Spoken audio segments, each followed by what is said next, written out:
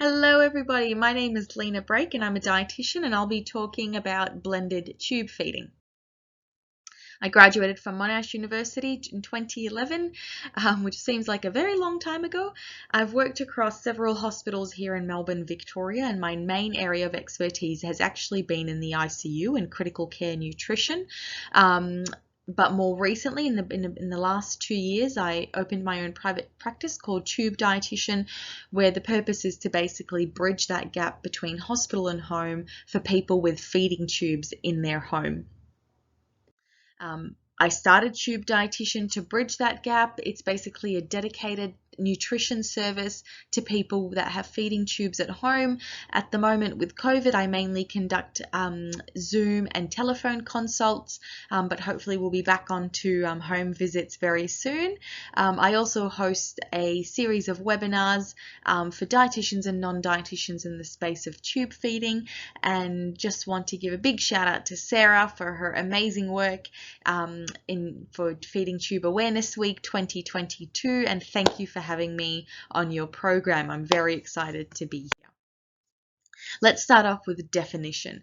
Blenderized tube feeding is defined as the use of food or liquid that's been blended and putting it directly through a feeding tube. One particular American Society of Parenteral Nutrition Enteral handbook has basically said that its main use is for people who either cannot tolerate synthetic formulas or simply just wish to consume actual whole foods through their feeding tube. And what's really, really interesting is looking back at the literature. In the 50s and 60s, blenderized tube feeding was used in hospitals, and this changed in the 70s when commercial formulas were created. But really, in our hospitals, this is not a new concept. We used to use minced meat and mashed potatoes back in the 50s and 60s, and that's what was mainly used down feeding tubes. How common is it? A particular study in 2016 in Europe found that actually 83% of people who are receiving daily enteral nutrition, so nutrition through a feeding tube, 83% have said that they do some kind of blenderized tube feeding for 50% of the time or more. In Australia and New Zealand, last year, a study had reported 40% of home enteral nutrition services observed blenderized tube feeding, with, of course, the majority being in the pediatric population, but it absolutely still happens with adults. There isn't any formal education that's given to clinicians around how to do blenderized tube feeding, but we don't need it. What we need is an understanding of that patients and carers have a right to choose between sterilized formula bottles or whole foods down a feeding tube. And that's why it's really important that as clinicians, but also as parents and carers, we remain open-minded and remember that we need to be pro-choice. Blenderized tube feeding is not necessarily better than sterilized formulas and commercial formulas, nor are commercial formulas better than blenderized tube feeding formulas. It's just a matter of what suits the patient at the time based on their health needs, but also their mental well-being. I know I had a particular client that wished to just continue his vegan path even with a feeding tube once he was diagnosed with throat cancer and lost the ability to swallow and chew. And for him, following a vegan diet also meant using actual food. And that was simply his reason for using blenderized tube feeds. So there's lots and lots of reasons out there, and it's important that we remain pro-choice and remember that at the end of the day, blenderized tube feeding formulas are food. It's pretty much food that we put through our mouth. Some of the advantages that have been documented in the literature include improved gagging in children, improved stool patterning, decreased vomiting, improved bloating and constipation in adults, reduced healthcare use and hospital admissions, and improved intestinal bacterial diversity. So whilst all these advantages are documented, we do need to remember that blenderized tube feeding is not necessarily for everybody. You've got the immunocompromised, so for those who have a really dampened immune system, blending their own food on their kitchen countertop can introduce bacteria and potentially cause them lots of harm. People who are on pump feeds, so ideally blenderized tube feeding formulas should not hang for more than 2 hours unrefrigerated. So for people who are on continuous pump feeding for 24 hours or for 16 hours, blenderized tube feeding is just not possible for them. Mention that those high quality blenders can be extremely costly, and whilst you can get away with a low quality blender when you're making blended tube feeding formulas, it is best to get a high quality one to ensure the consistency is right, to avoid any tube blockages. Blended tube feeding formula created at home is quite labor intensive. If you're on a fluid restriction, we know that almost 75% of a blended tube feeding formula is liquid or is water. So if you're on a fluid restriction, it would be very, very difficult to meet your nutritional needs in a very strict amount of fluid that you're allowed. So it might not be the most ideal for you. People with small feeding tubes, so I have seen blended tube feeding be done for people with 10 French and 8 French sized feeding tubes, and they haven't necessarily caused any blockages, but obviously the smaller the tube, the more likely it is to block. So often the literature at the moment recommends blended tube feeding for people with a tube 14 French in size or bigger. Those with food allergies or allergic diseases, it might not be appropriate from a perspective of perhaps a semi-elemental formula that's been commercialized, sterilized, made sure there's no allergens in it, would be a lot less risky than cooking on your kitchen benchtop and blenderizing food that you might not be sure of cross-contamination or anything like that.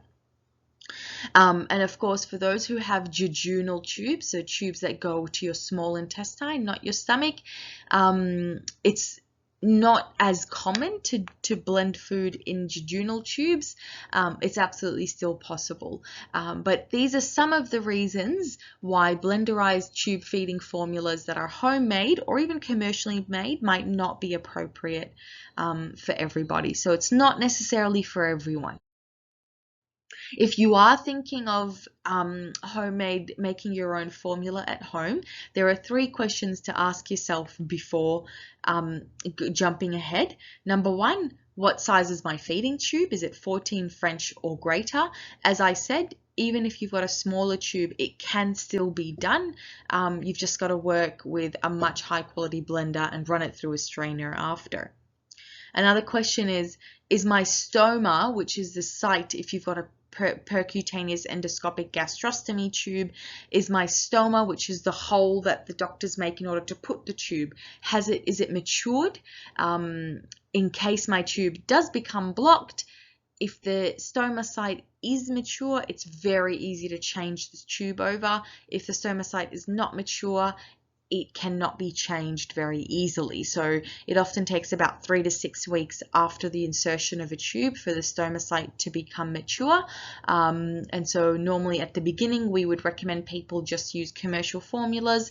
And then should they wish to change over to homemade blended tube feeding, just wait for that month or so after the procedure. And the third question to ask yourself is basically, can I tolerate bolus feeding, given that homemade blended feeding formulas can only hang at room temperature for 2 hours. So if you receive your nutrition in more than 2 hours, is blenderized tube feeding that's homemade possible? For you, potentially not, because it's got to hang for no more than 2 hours. And this is the article where I got these questions from it. And I've put a link to this article at the end of my presentation. I encourage you all to have a read of it. It's by Lisa Epp, and it's a brilliant article on this topic of blended tube feeding. So some of the equipment that you might need if you're going to go down this path: a high quality blender, a high quality mesh strainer. Things you can blend include, your regular protein, so your chicken, your meats, your lamb, your beef, carbohydrates, so you've got your pastas and your rices, fats, so olive oils, avocados, and obviously liquid. You've got your milks, whether it's cow milk, coconut, almond, soy, but also liquids such as water, such as juices. You've got to think about how to prepare it. So often the food needs to obviously be chopped up first. It needs to be cooked first, whether it's meat or rice. And then once you pop it in through the blender, we often say to add the liquid in progressively. So whether your liquid is milk or cows or coconut milk or water, to add it in progressively through the blend rather than just chuck it in one go. I often don't use water as much in my blend recipes just because it obviously has no caloric content to it. So I often opt for more of the creams and the vegetable oils and the vegetable milks rather than water. You've got to think about food safety and hygiene. So hand washing is crucial, separating your meat and your vegetable boards. Make sure if you're freezing the blend, thawing it then in the fridge. So all those food safety things, that safety measures that restaurants follow and you might follow in your home, would be really important to keep in mind once you're making yourself some homemade blended tube formulas.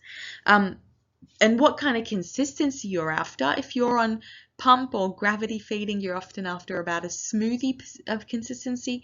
If you're syringe feeding, you're after about a ketchup consistency. There are some blended whole food formulas that are actually commercially made. So that means they're made in the labs and sterilized and packaged and all ready to go for you. Obviously, that means it's less labor intensive. It's got a much longer shelf life than the 2-hour hang time that we spoke about previously. And I find that commercial blenderized foods, if I've got a client or a patient that's on normal commercial formula and they wish to move on to whole food formula blends, often I first make the switch to the commercial blended food tube feeding formulas, and whilst I'm teaching them how to make the right recipes for their tube type, and then we move on to making homemade ones. So I find it's a great transition point. And here are some photos of some commercially available blenderized tube feeding formulas. And here's a list of some of the companies and their commercial blended formulas. And obviously not all of these are available in Australia. So just be really mindful if you are wanting to switch. Make sure you liaise with your clinician or your medical team. Liaise with the companies to find out what's actually available in Australia.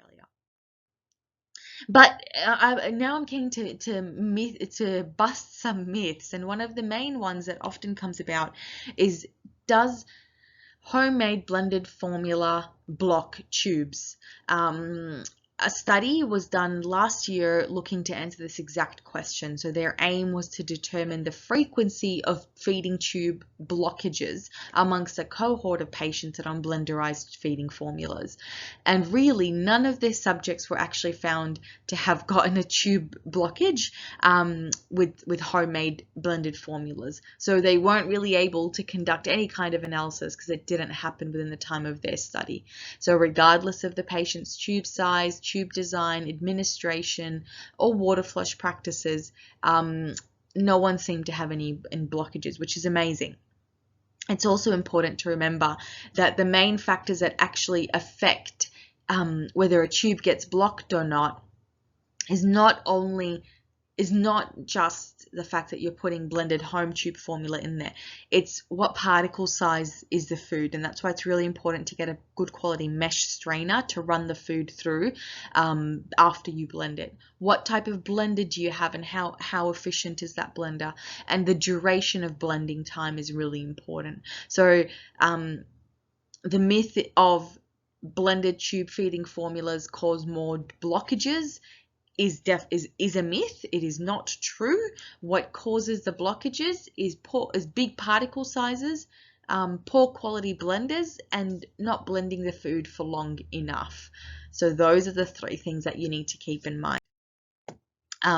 Other typical reasons for blockages: not flushing enough with water, mixing medication with food, and slow flow rates as well.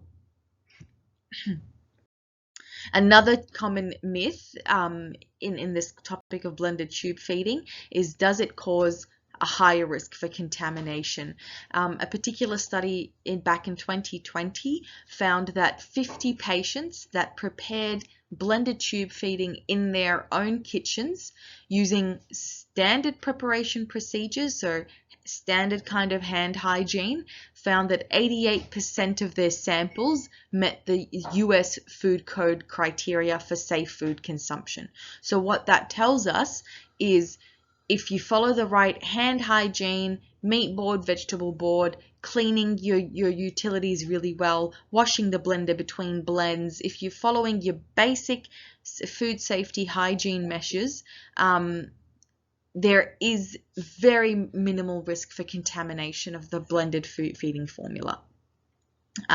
So here are some of the strategies that I've just spoken about. So hand hygiene, washing equipment regularly between blending, separating the meat and vegetable boards, keeping your blends refrigerated and thawing in the fridge, discarding after 24 hours, and remembering that they have a hang time of 2 hours at room temperature.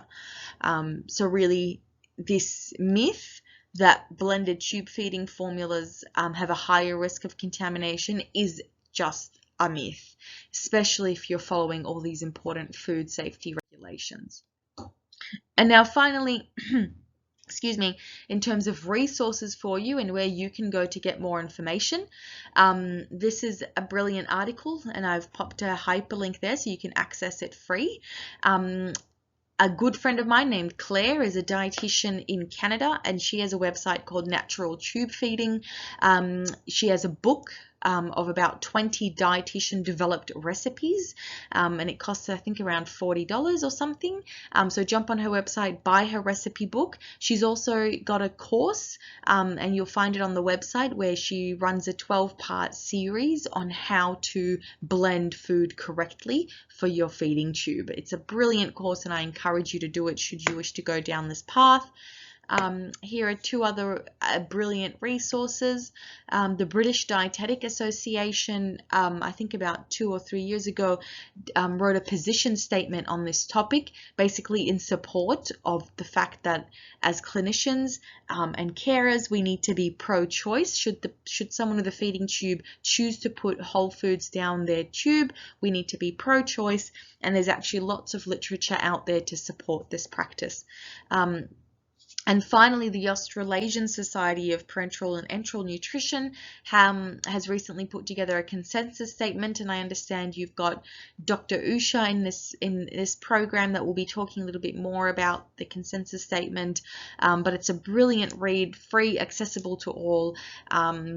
Educate yourselves, and if you find that your local dietitian or your local doctor don't know much about blended feeding tube potential themselves, direct them to these resources. I'm happy for you to link them to me so I can talk to them about my experience with helping patients through this journey. I've personally found it extremely rewarding when my patient is over the moon that he can put grandma's dinner through his feeding tube. So it can happen, and it can happen safely with adequate nutrition. We just need to make sure we support each other. We're looking at the right resources and references, and remembering those basic concepts of hand hygiene and food safety tips. Oh, and finally, Education and Nutrition is a brilliant company. They've got a website with a whole bunch of information on nutrition. I recently did a talk for them on this topic, and there's also some case study examples. So if you click on either of those 2 links, you'll find my presentation as well as the case study to talk you through how I went about the process with a patient of mine. So thank you all for listening. Happy Feeding Tube Awareness Week. It's such a special time for a brilliant and amazing vulnerable group of people who are just incredible. So if you know a tubie or if you are a tubie, happy feeding. Lovely to meet you all. Thank you.